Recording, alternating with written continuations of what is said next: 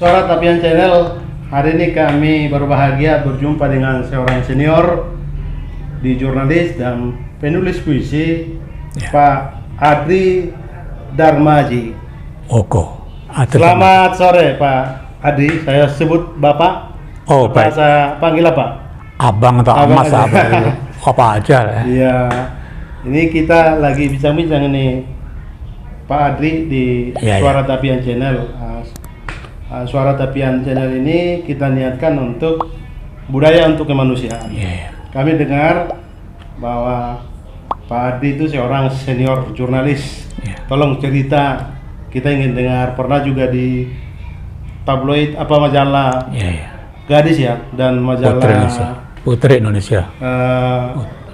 Kartini ya? Kartini ya. Silakan. Ya.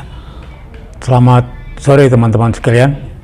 Saya Adri Darmaji dan saya sudah bergerak atau aktif di dunia pers sejak tahun 70-an. Tapi secara resminya saya sudah 40 tahun yang lalu aktif di pers dan juga di dunia literasi.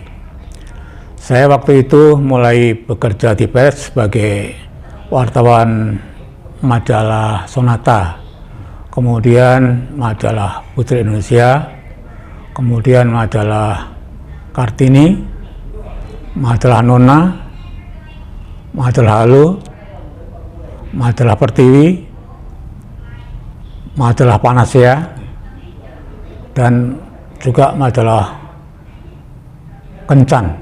Kencan itu majalah kesehatan dan tentang wanita, dan juga majalah ada 11 media massa yang saya pernah ikuti itu. Di selama berapa tahun ini? Selama 40 tahun itu. 40 tahun. Saya terakhir beberapa tahun yang lalu baru berhenti setelah ada YouTube dan sebagainya. Setelah dunia pers itu berubah ke online, saya udah mengambil jarak ya, nggak seperti dulu lagi. Dulu saya sangat aktif sekali, itu bisa dikatakan 24 jam ada di luar rumah, di atas motor, tidur di atas motor, atau kemana-mana, hanya untuk urusan dunia pers itu.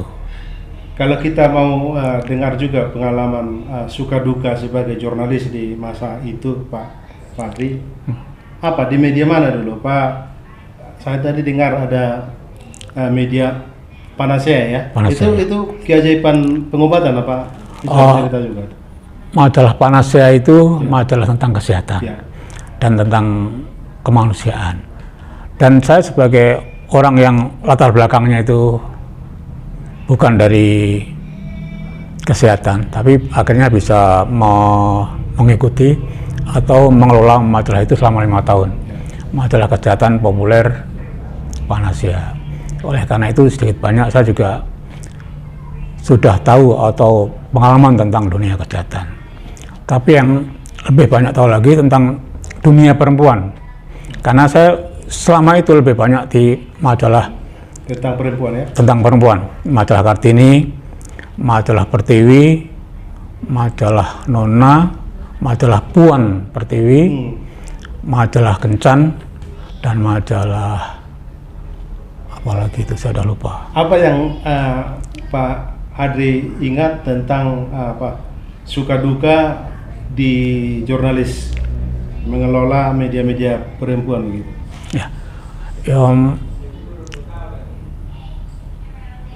Banyak ya, masalah yang saya tahu, dan juga banyak kenalan-kenalan atau relasi dari kebanyakan dari tokoh perempuan itu. Cuma setelah saya ketemu, biasanya saya lupakan mereka ini. Artinya saya tidak ada pendekatan lagi, nggak ada urusan lagi dengan mereka. Seperti Nona Warisman kan, saya tahu. Itu dulu juga pernah saya besarkan lewat majalah Putri Indonesia. Kemudian juga Charlie Malington. Charlie Malington itu dia yang wawancara dengan wakil ketua mantan wakil presiden Muhammad Hatta, tapi yang nulis saya seperti itu. Jadi saya lebih banyak bergerak di dalam redaksional itu, tidak muncul ke permukaan.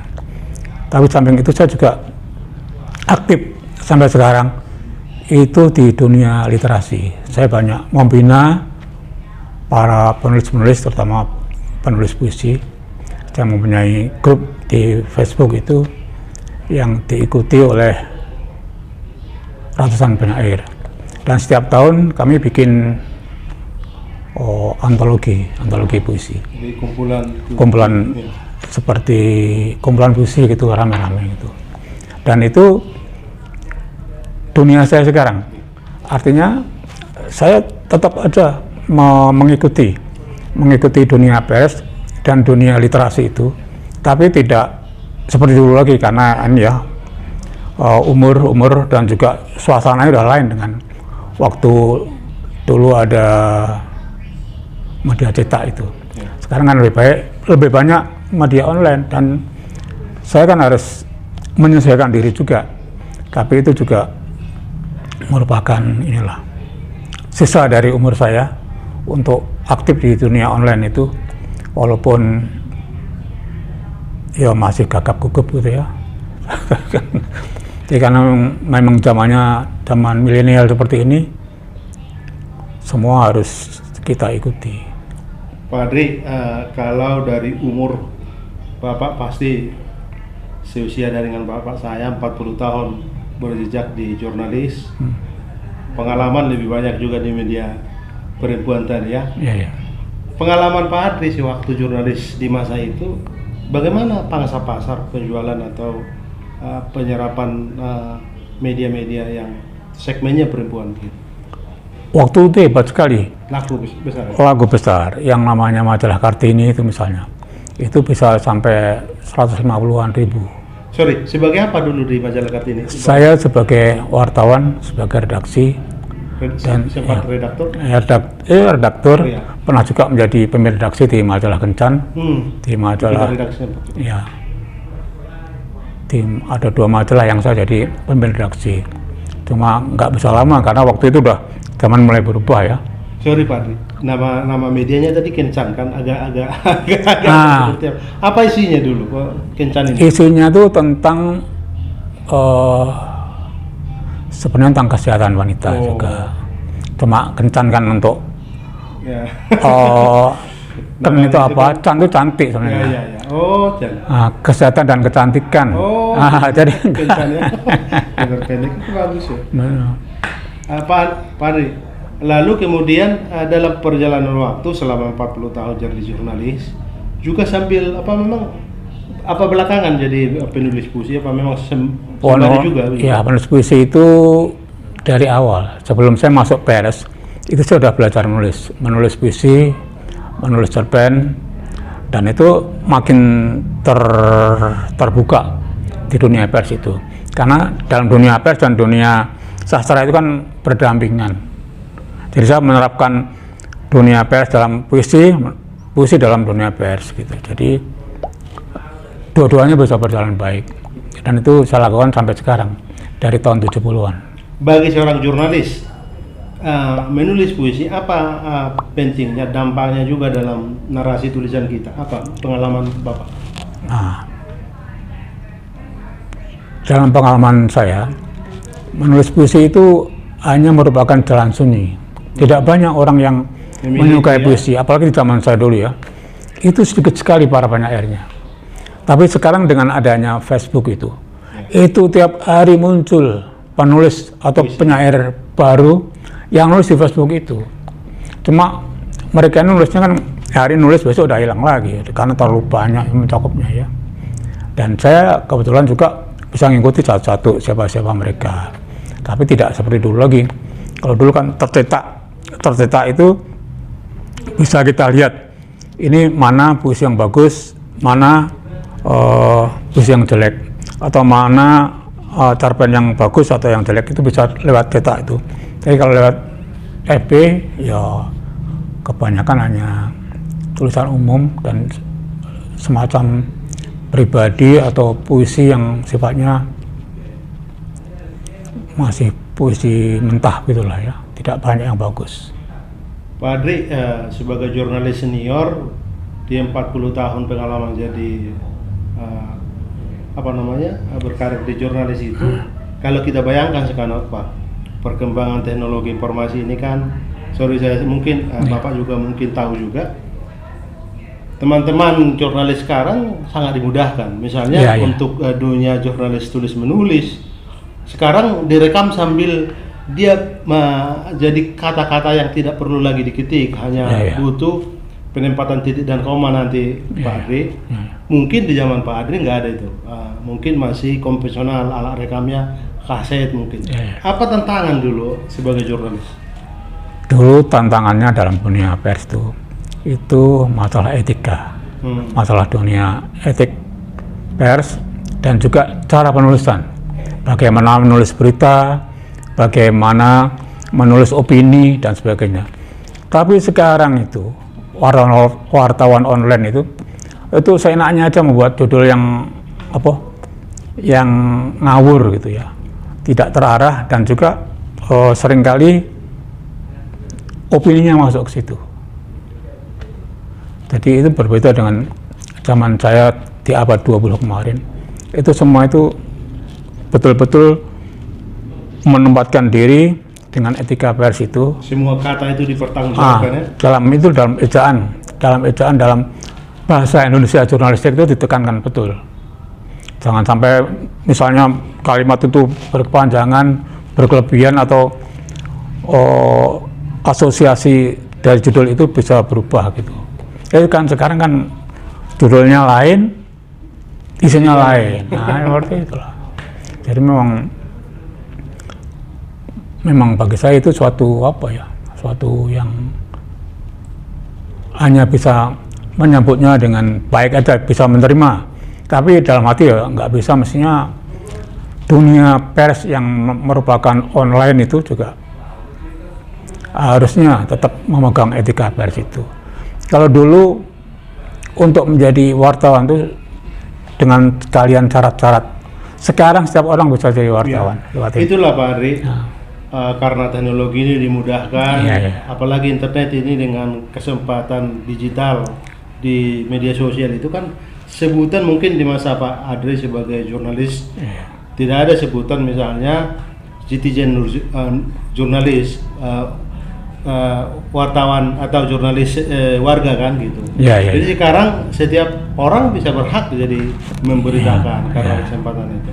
Tapi kembali soal etika itu, barangkali apa yang harus dipegang atau etika jurnalis yang harus paling tidak kalau berani mencoba jadi jurnalis warga begitu. Sekarang menjadi jurnalis warga itu siapapun bisa, tidak harus melewati pendidikan atau pengalaman dalam dunia jurnalistik.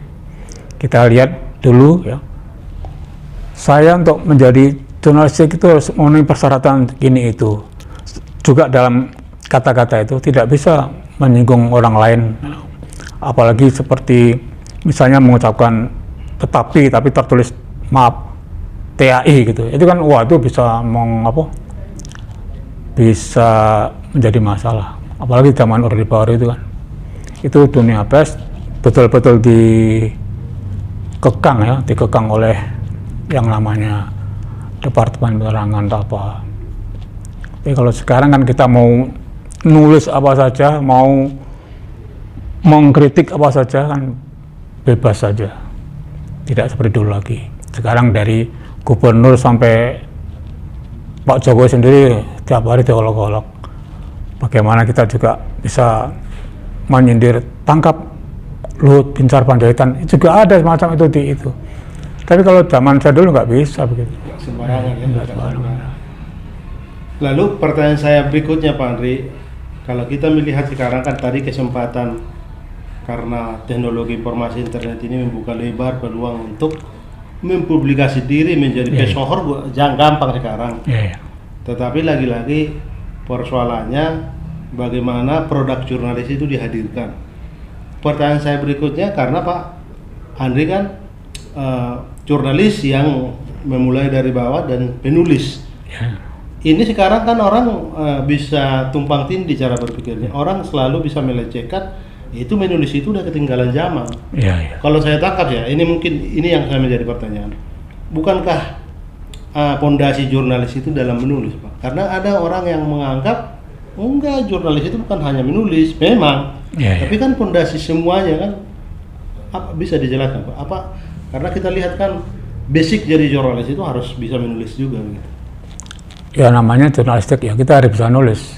Dan juga bisa bicara di dalam kalau dalam kegiatan sekarang. Menurut saya kalau dalam YouTube itu kan hanya tidak harus menulis, tapi juga dengan kata-kata. Seperti kita lihat para YouTuber itu, saya kira itu jurnalis juga dengan mendapatkan sekian banyak pengikut. Itu semacam apa ya? Semacam dunia pers juga lah. Tapi tentu saja bukan pakemnya dunia pers seperti itu. Bukan sembarangan juga karena dia lebih mudah memperkenalkan produknya. Jadi melupakan etika ya Pak ya? Ya tidak hanya melupakan etika tapi juga dasar-dasar basic jurnalistik juga saya kira sudah dilewati itulah ya. Kita langsung melompat aja, nggak stop gitu. Sekarang kalau kita mampu bisa aja menjadi pemimpin redaksi atau apa, tapi zaman saya dulu nggak bisa itu harus ada apa, ada yang memberikan pertanggungjawaban atau mau mendukungnya. Kalau sekarang ya udah anak muda yang baru berpendidikan, mahasiswa pun masih bisa ngaku pemimpin redaksi. Ya saya hanya melihat aja begitu. Kalau zaman saya nggak bisa begitu. Pak Adri, apa yang membedakan seorang jurnalis yang peka bahwa ini produk jurnalis dengan misalnya orang yang sembarangan juga misalnya memposting berita-berita hoax di media sosial gitu? Itu berita hoax itu lebih banyak menguasai di dunia medsos itu. Dan kita sebagai pembaca atau pendengar atau penikmat dari medsos itu, kita juga harus pandai sendiri menapis mana yang benar, mana yang hoax, mana yang ada faktanya, mana yang ada opininya. Sekarang kan campur baur semua itu. Orang nggak wawancara pun bisa dimuat. Itu. Kita misalnya orang ini begini-begini, padahal kita nggak pernah ngobrol sama yang bersangkutan. Kita bisa membuat berita tentang dia. Oke, terima kasih nih Pak Adri. Satu lagi pertanyaan saya, sebagai seorang jurnalis yang puluhan tahun berkarya di jurnalis tulis menulis, apa hal yang harus kita pegang agar kita bisa benar-benar mempertanggungjawabkan produk-produk atau apa yang kita hasilkan lewat proses jurnalis itu? Itu tergantung pada diri sendiri sekarang. Tidak harus pada badan seperti PWI atau apa itu, berbagai organisasi pers. Tergantung pada diri kita, hati nurani kita mau sebagaimana untuk menuliskannya. Sekarang udah tidak ada rambu-rambu lagi, harus begini, harus begitu. Karena tidak ada suatu badan di luar kita yang bisa menentukan kamu harus begini, kamu harus begitu, nggak bisa. Itu jadi semua tergantung pada diri kita sendiri untuk memberikan batasan atau bagaimana kita mengeluarkan opini atau juga mengambil fakta dari apa yang terjadi dalam sekitar kita. Oke, sedikit tentang ontologi puisi rumahan yang Pak Adri dan teman-teman Ibu Julia dan Pak Kurniawan ini terbitkan. Ini sejak kapan terbitkan? Itu baru terbit sekarang. Baru terbit ya? Jadi self publishing ini terbitkan sendiri? Terbitkan sendiri. Okay. Saya tunjukkan buku dari Pak Adri yang baru diterbitkan. Mungkin sahabat bisa menikmati atau nanti bisa mengontak kami agar kami bisa sambungkan dengan pemilik buku ini. Ini judulnya Hujan Baru Saja Reda. Kira-kira apa dibalik judul ini Pak Adri? Ya kita menulis dalam situasi di rumah saja gitu. Karena pandemi ini ya. Jadi karena hujan baru saja reda, itu kan artinya kita nggak ada di luar rumah. Jadi begitu hujan reda, kita menulis saja di rumah untuk mengisi 2 tahun belakangan ini kan. Kita tidak bisa bergiat apa-apa, ya kita menulis saja tentang kejadian-kejadian atau apa yang kita pikirkan selama dalam rumah itu. Pak, sekali lagi terima kasih kesempatan di Suara Tapian Channel sudah memberi waktu. Kami tawarkan buku ini, nanti siapa tahu ada yang suka, ya. Kami akan sambungkan dengan Bapak ya. Atau Sama penerbitnya, sama pada penerbitnya nanti. Oke. Ada. Penerbitnya KKK. Ya. Oke. Nanti. Kosakata kita. Kosakata kita. Itu Ya. milik Pak. Enggak, saya hanya kebetulan aja. Tapi saya memang bidang saya sekarang ini menjadi editor dan editor dari berbagai kumpulan puisi. Sekali lagi terima kasih Pak Adri. Terima kasih kembali, teman-teman. Oke Pak ya.